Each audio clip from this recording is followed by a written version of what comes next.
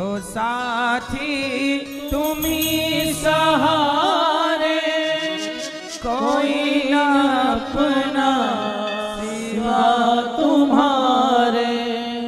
तुम्ही हो नैया तुम्ही खिवैया, तुम्ही हो बंधु सखा तुम्ही हो।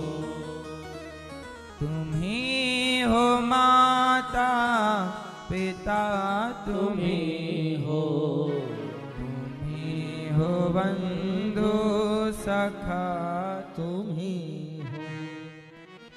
भगवान हमारे माता पिता, त्वमेव माता च पिता, त्वमेव बंधु त्वमेव विद्या, त्वमेव सर्वम त्वमेव माता। हे प्रभु आप हमारे कौन हैं? आप ही हमारी माता हो। त्वमेव माता च,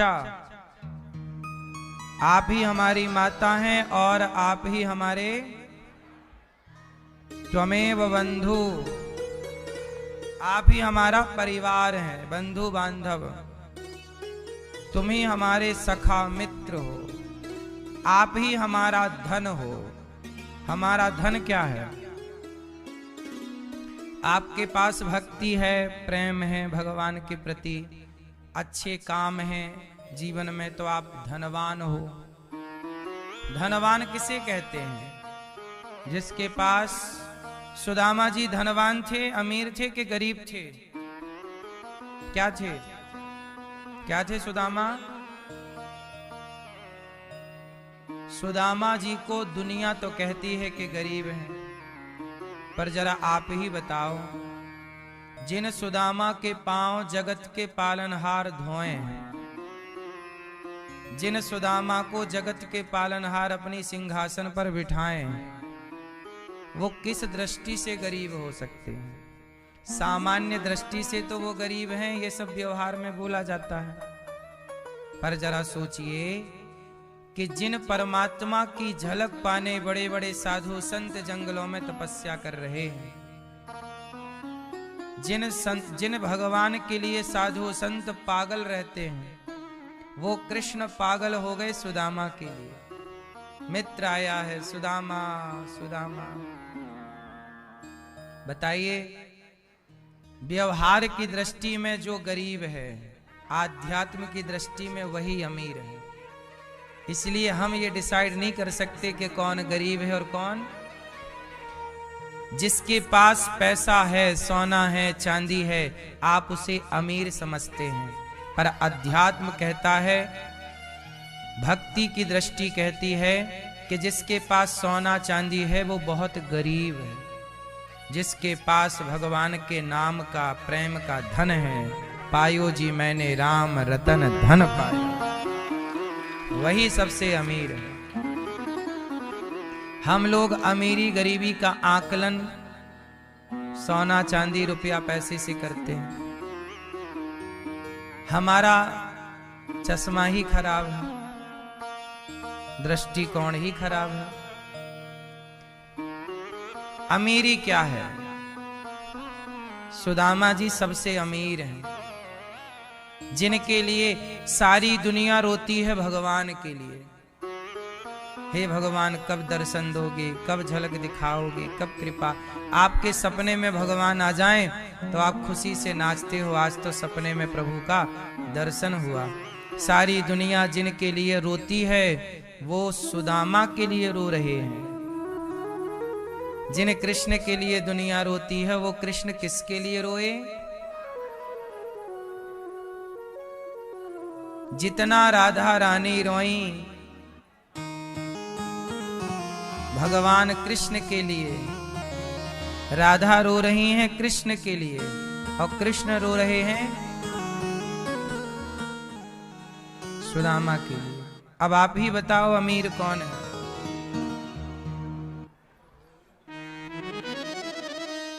इसलिए हम उन्हें याद करें, ये भक्ति है।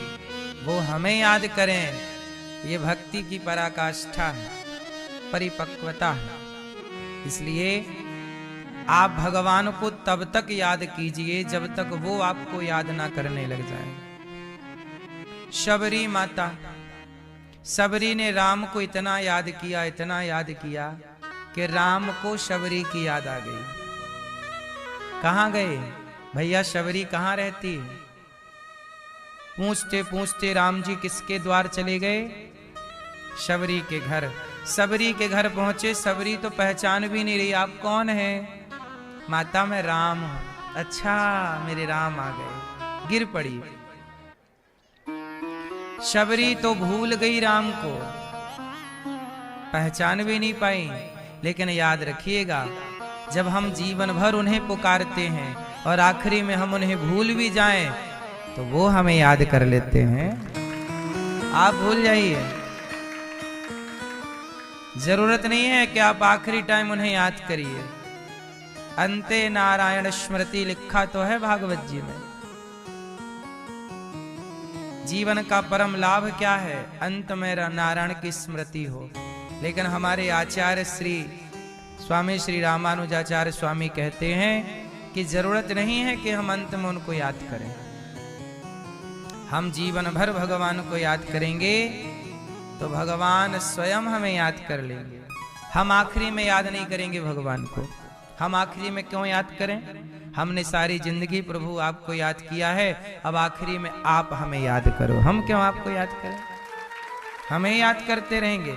सारे हमारे ही कर्तव्य हैं, आपका भी तो कुछ कर्तव्य है, आपका भी तो कुछ धर्म है। इसलिए हम आपको याद आखिरी में नहीं करेंगे। लेकिन एक बात और है, सूरदास जी कहते हैं हम तुम्हें भूल भी तो नहीं सकते। सूरदास जी को मिले कृष्ण और हाथ छोड़ा के चले गए। कथा बड़ी सुंदर है। सूरदास जी के पास आए, क्या हुआ कि एक बार ना राधा रानी और कृष्ण सूरदास जी के पास आए। सूरदास जी पद गाते हैं सुंदर, तो श्याम सुंदर बोले राधा चलो सूरदास जी का पद सुन के आते हैं, चलो।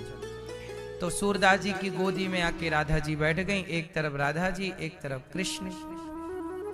सूरदास जी ने पद सुनाया, वो पद सुनाए पूरा होने को आया तो भगवान कृष्ण बोले इशारे से राधा जी जल्दी चलो, बाबा बड़ा चतुर है, पद पूरा करके ना हमें पकड़ लेगा, छोड़ेगा नहीं। तो राधा जी और श्याम सुंदर ने राधा जी का हाथ पकड़ा और भागने लगे। और जब भागे तो सूरदास जी समझ गए कि कन्हैया तो छलिया है, दर्शन दे के भाग जाएंगे।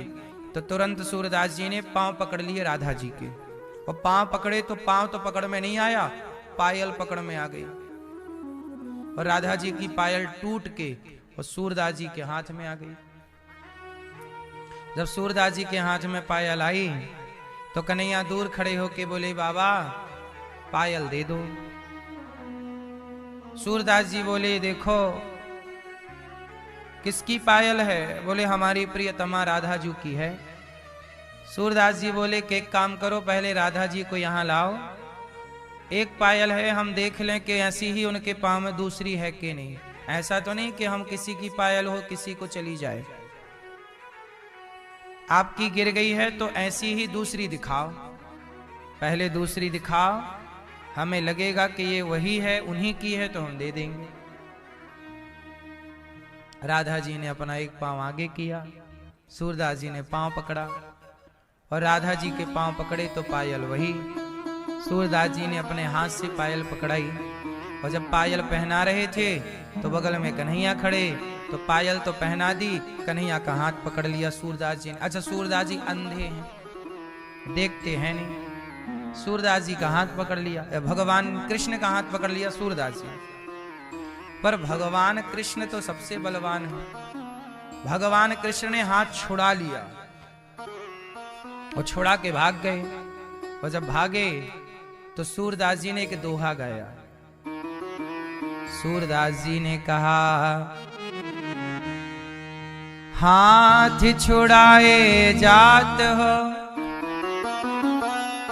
निर्बल जान के मोहि, हृदय से जो जाओगे मर्द कहूँगो तो